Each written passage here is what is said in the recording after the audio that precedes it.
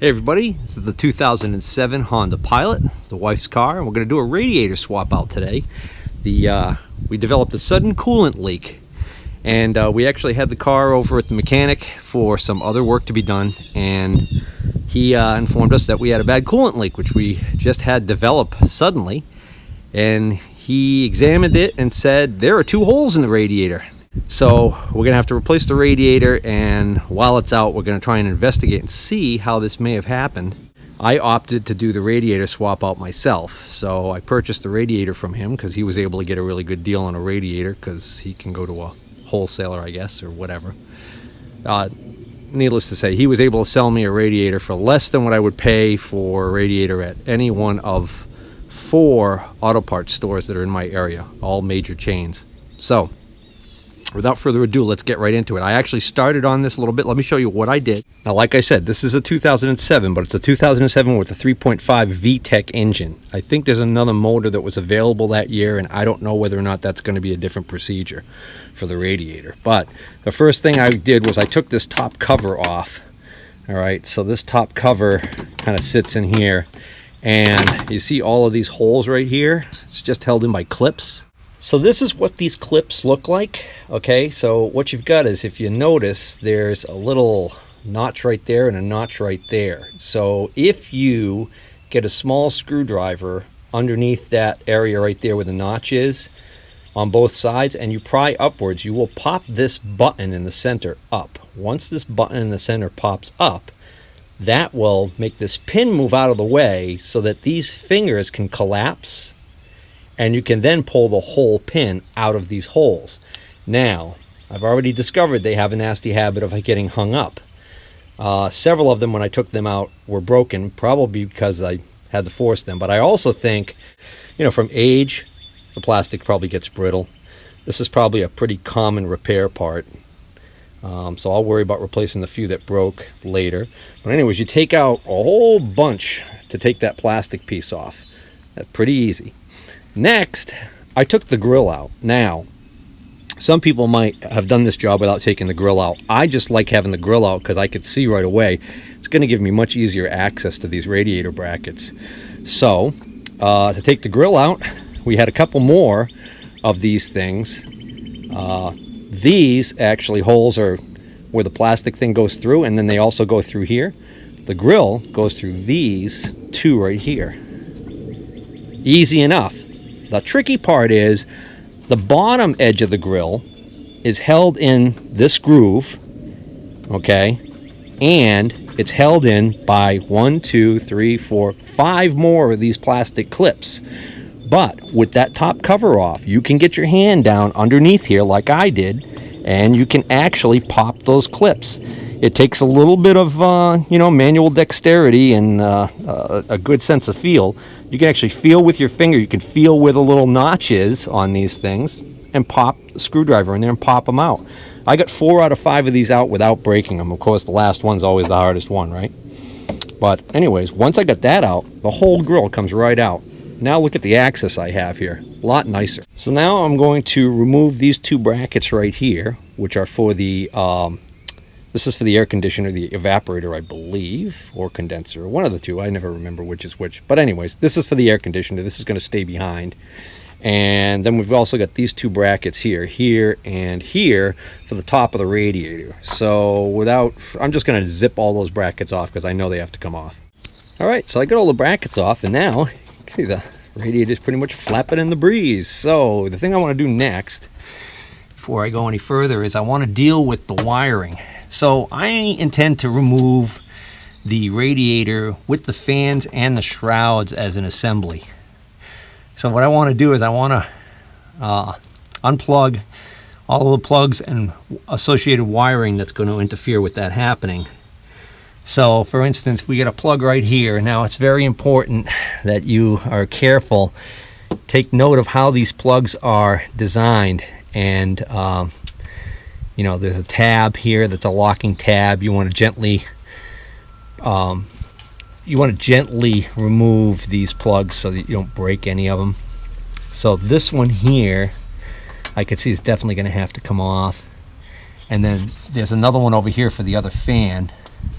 And then that, let's see, that little standoff right there, that's going to have to be either undone or removed, because that will allow that wire. See, there's one over here that's actually on this center post.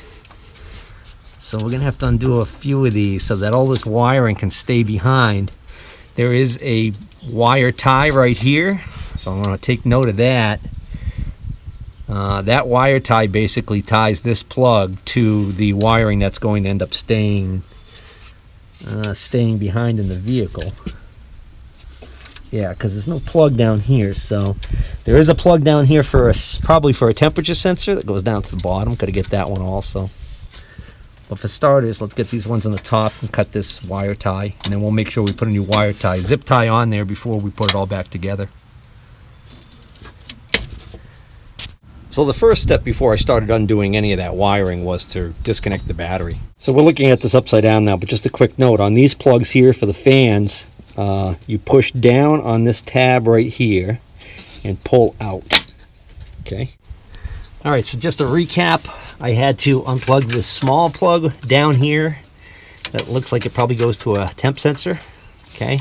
I had to remove this standoff from a hole right here on the passenger side. Okay. This standoff is some kind of a funky deal. I have no idea how that was supposed to come apart, so I just yanked it out. Pried it out, actually. I used a nail puller. I keep one of these in my toolbox for just such an eventuality. Okay. And I think those are going to be something I can easily source at the auto parts store and get replacement ones to put on there when I'm bringing back. So there was that's one of them.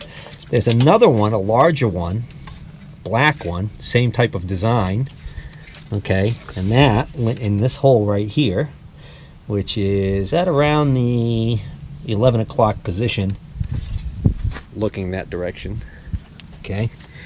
And then there was another one of these here, black one, goes in that hole there. Okay. And then I unplugged this plug right here to, of course, this big one to the fan, and then this plug right here, which looks like it might go to, might have something to do with the hood latch. There's one under here I don't have to undo because that actually holds this wiring harness that's staying behind to this metal frame piece that's also staying behind. All right, and then last but not least, we've got one more of these yellow ones here, and then the plug to the other fan over here. And now all that wiring that can stay behind in the car is separated from the fan shroud assembly. All right, next up we need to go under the car and we need to remove this plastic cover, this whole shroud underneath here. And this is held in by a whole bunch more of those clips that you pull out the center post to release them.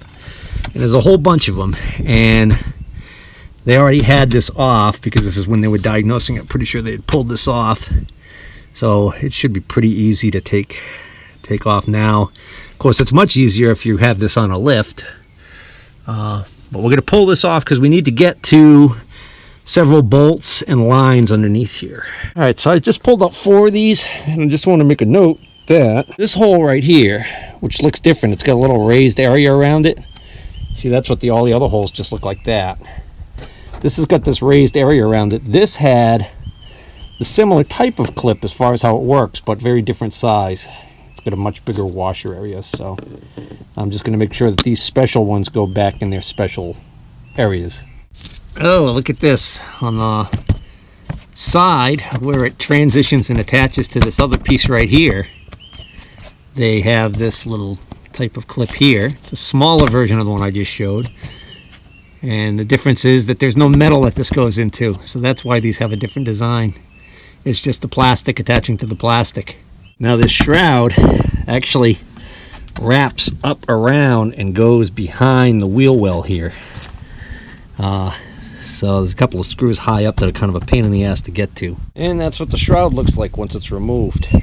And wonderful, it's starting to rain. Anyways, next thing I'm going to do is I'm going to undo this. I just loosened this clamp, moved it out of the way, and I'm going to get this hose off of the top of the radiator.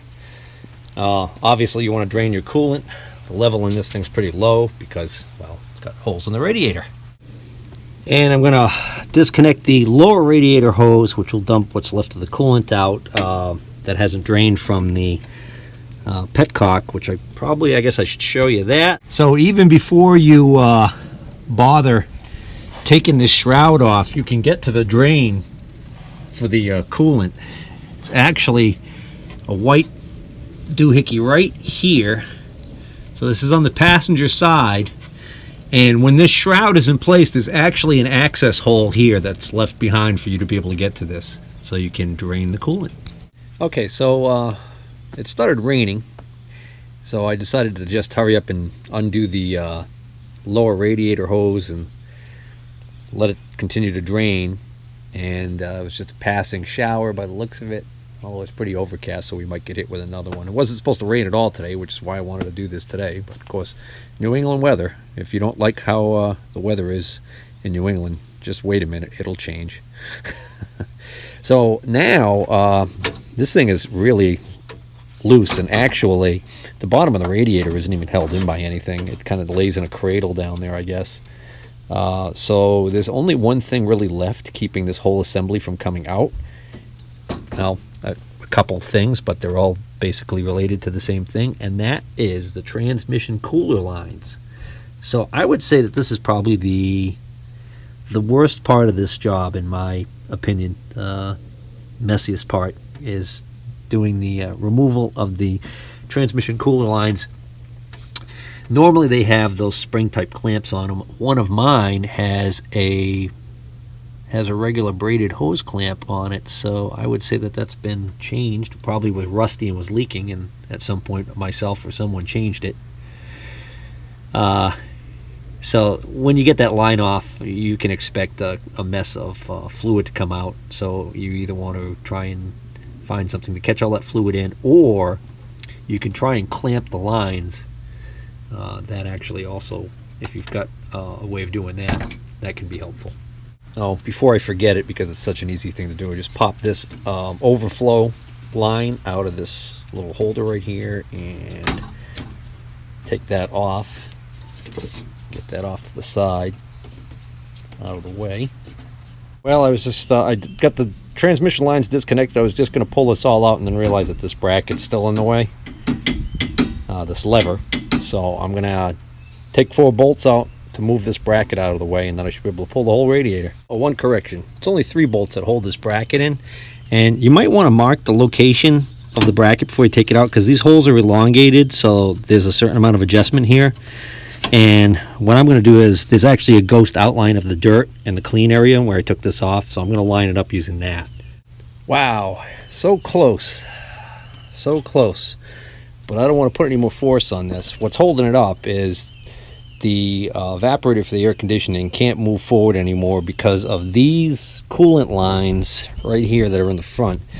But there's a bracket that holds these in place right here. 1 bolt there, 1 bolt there, and I can drop that out. That'll let this move forward just far enough to get this whole thing out. All right, well, I got the whole radiator and fan assembly out. Well, at first glance, I actually don't see the holes that they were referring to at the garage. I'm gonna throw a little water in here. If I leave the radiator laying like this, start putting water in here, if the hole's that bad, it should start pouring out. Well, I just filled this thing with water, and nothing's coming out of it. So I gave my mechanic a call, and he said that they saw it leaking, but it didn't leak until it started to build pressure. So I can't really pressure test this. That would involve, properly plugging these all these ports off and everything. But he said it was basically leaking where the bottom of the radiator core meets this bottom tank right below the shroud on the driver's side, which would be over in this area over here, I guess. And it does look like there's staining right there going down in this direction. So we're just going to have to go with that, even though we can't see it leak. My mechanic did see it leak there, so we're good to go. Let's get these fan shrouds off. Taking those 2 fan shrouds off is a piece of cake. And then I'm just going to take off this bracket with this pipe, which actually joins the... it actually extends that coolant line over, the cooler line for the transmission over to the other side there. That's going to go onto the new radiator. Just opened up the new radiator, and of quick side-by-side comparison. Everything looks good. Looks exactly like I would expect it to, except for I don't like the angle of this fitting right here. It's facing straight up. You can see it's supposed to be at a well, it's supposed to be at about the 10 o'clock position so that this line can pick it up. This should be rotated over, but they've got a witness mark here, almost to indicate like, hey, you know, if you move this, we're not going to warranty it. That's kind of interesting. All right, so I got my fan shrouds and assemblies back on, and I just got back from the auto parts store. I bought about 4 feet of this transmission line, and the reason why I bought this is because of that other metal fitting. So like I mentioned, this fitting right here is supposed to be off at about an angle like that, so that the short piece of rubber hose on the end of this metal line can actually pick it up. I checked with my mechanic, and he said I should be able to actually loosen this nut and rotate this, which would solve that problem. But then I mentioned how this had pitting on it, pretty bad in some areas, and how I had a concern that this didn't have much life left on it. And I said, instead of replacing this and then moving this over, I said, could I just use flex line all the way back to the transmission? And he said, yeah, sure. As a matter of fact, that they actually do that because Honda charges like $80 or $90 for this pipe assembly right here, which is ridiculous, but that's what they get. So that's a way around that. But I'm noticing here, even if I take kind of a long sweep arc here, I mean, that probably would be okay. But just to be on the safe side that this doesn't kink, you see how it's kinking right there if I just pull this down like that? I am going to turn this over a little bit, so I got to go get the right size wrench to loosen that. All right, so I turned it even a little bit more than the original one was, because now my line's going to come straight across like this. So that ought to work out. These rubber stopper things are supposed to sit on the bottom here, but they fit looser on the replacement radiator.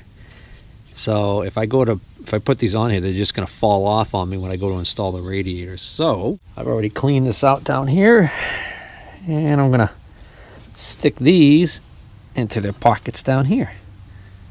All right, I am just about ready to reinstall the radiator. I want to get this cable out of the way. Also, I was at the auto parts store. I looked at the Napa. They have the ball camp assortment of hardware, and they have these clips right here, which are for Honda, and they look just like the clips that hold on these shrouds. So I call them push type pop rivets. But I couldn't find the odd little clips for all the wiring, but I did find these, kind of a generic cable strap. These are extra long, but these are zip tie style, so I can actually pull them down to whatever length I need. But they do basically the same thing. They just they'll pop into the holes, and then I can just zip tie this around the cable. All right, so I'm just about there. I've got reattached the overflow hose, and I've installed my new clips so that all my wiring is secure again, and all my plugs are plugged back in. I've got the lower radiator hose installed. I've got the new transmission line in. I've got all the clamps on for the transmission lines. I only have the upper hose still to connect. I've got all my brackets back in. And of course I've got my cap off. I've got this cooler line here in the front. Everything's mounted, so all I've got left to do now is fill the system, test for leaks, and then install the front grille and the shrouds, upper and lower shrouds. But I'm going to hold off on putting the front grille and the upper and lower shrouds in until after I do my leak test. And I'm going to leave this hose off temporarily while I fill the radiator, because it's just going to help burp some of that air out of the system. And that's it. I took a break after I topped everything off, had supper. I just came out, checked the coolant levels. They all look good, and reinstalled the front grille and the upper and lower shields, and that's a wrap.